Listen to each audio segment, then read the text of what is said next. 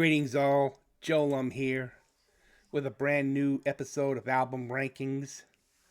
I got 10 underrated rock and metal albums I like to rank this week, and they're all from 1995. When you're done watching this video, you can check out my past episodes, as the playlist is in the description box. Remember to subscribe to my channel, smash the like button, and click on the notification bell. When you see a new video, you can just have a look at it for yourself. Number 10, Warrant, Ultraphobic. Released in March of 1995, Ultraphobic saw Warrant experiment in the alternative / rock grunge sound. The only album to feature future Scorpions drummer James Kottak, may he rest in peace. While this record was a complete failure, they had some surprisingly good songs like Stronger Now, Undertow, and Family Picnic.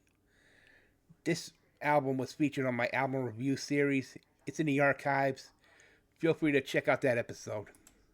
Number 9, Dokken, Dysfunctional. This was Dokken's first studio album in 8 years. Quote, Beast from the East was a live record from Japan that featured one studio track, Walk Away, released a year after Back for the Attack. This featuring the classic Dokken lineup of Don Dokken, George Lynch, Jeff Pilson, and Mick Brown. This was intended to be a solo album for Don until George, who had released 2 albums under his band Lynch Mob. Jeff and Mick were brought back in. Songs like Too High to Fly, Hole in My Head, Long Way Home, and their cover of the Emerson, Lake and Palmer classic From the Beginning were album standout tracks. Number 8, Extreme, Waiting for the Punchline. Released in January of 95, this one was known by fans as distinctively raw sounding record with a significant grunge influence, as the lyrics focus on social matters ranging from religion to fame. The only Extreme album to feature drummer Michael Mangini. After the tour in support of the record, Extreme disbanded when Nuno Bettencourt pursued a solo career, while Gary Cherone joined Van Halen. That didn't work out too well, did it, Gary? Anyway, the song to look forward to is Hip Today. Number 7, Fight, Small Deadly Space. The second and final album from Rob Halford-led band Fight. This one exudes a much darker and grungier tone than War of Words. It was not up to par with their previous effort. However, the songs to look for are Blowout in the Radio Room, I Am Alive, Legacy of Hate, and Beneath the Violence, for those that still love the genre of groove metal. Number 6, Iron Maiden, The X Factor. The first of 2 Maiden albums featuring former Wolfsbane singer Blaze Bayley.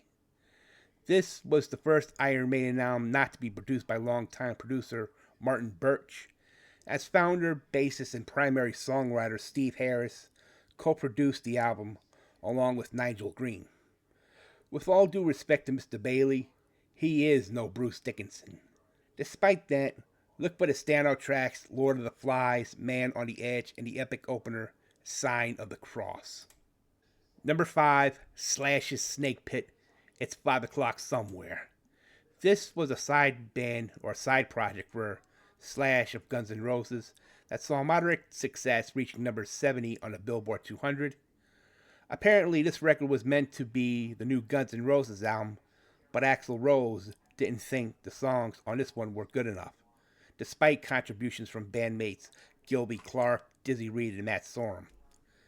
The songs to look for are Beggars and Hangers On and Good to Be Alive. Number 4, King Diamond, The Spider's Lullaby. Released in June of 1995, this is the first King Diamond album since 1990's The Eye. While not a full concept record like Abigail, Them, and Conspiracy, half of the songs form a single plot. According to guitarist Andy LaRocque, this album was the most difficult to make because it was recorded in the US. Probably the first time King Diamond recorded the album in the US. The Spider's Lullaby would be released and remastered in 2009. Not at the level as the first 3 concept albums, although The Eye gets slept on a lot, but it's not a terrible record either. Number 3, Slaughter, Fear No Evil. This album took 2 years to make due to Mark Slaughter recovering from nodal surgery to repair his vocal cords, Dana Strum rehabbing from a motorcycle accident that messed up his playing hand, and Tim Kelly, may he rest in peace, got busted on drug trafficking charges. This record showed that they were never among the best pop metal groups like Poison and Def Leppard, but they make up for it for rocking harder than any critic out there expected. I look for the songs Searchin', Live Life Like There's No Tomorrow, Hard Times, It'll Be Alright, and Yesterday's Gone as the standout tracks on Slaughter's third studio album. Number 2, Motorhead's Sacrifice. It's been a year and a half since Bastards. Sacrifice is the second/last Motorhead album recorded as a quartet, which featured Lemmy, Wurzel, Phil Campbell, and Mikkey Dee. Wurzel left Motorhead after the recording of Sacrifice. The album made it to the top 25 of the UK album charts, in the rock and metal category, by the way.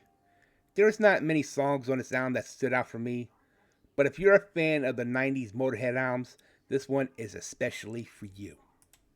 And number 1, Firehouse 3. This album featured a softer sound than the 2 previous albums, their 1990 debut and Hold Your Fire. Although, unlike a lot of their contemporaries in the hair metal department, they didn't change their sound at all, despite grunge and alternative rock's domination at the time. Despite it not selling like their 2 previous works, this one spawned singles that fans can sing along to, like I Live My Life For You, Here For You, and No One At All. Firehouse 3 is the most criminally underrated album of 1995. Well, here it is, everybody. A quick recap of the most underrated, underappreciated rock and metal albums of 1995. The Ultraphobic experiment Warrant put out was a bomb. The Dokken reunion with its classic lineup was never going to last, but at least we got 2 more albums out of this, Dysfunctional being one of them. After Fight disbanded, it would take 10 years before Rob Halford would rejoin Judas Priest. I happen to agree that It's 5 O'Clock Somewhere should have been the Guns N' Roses follow-up to their Use Your Illusion double album. Spider's Lullaby from King Diamond, not the best concept record of his career, but not the worst. And Slaughter and Firehouse were keeping the metal genre alive, despite not selling as much as their respective releases, and grunge and alternative rock dominating the mainstream.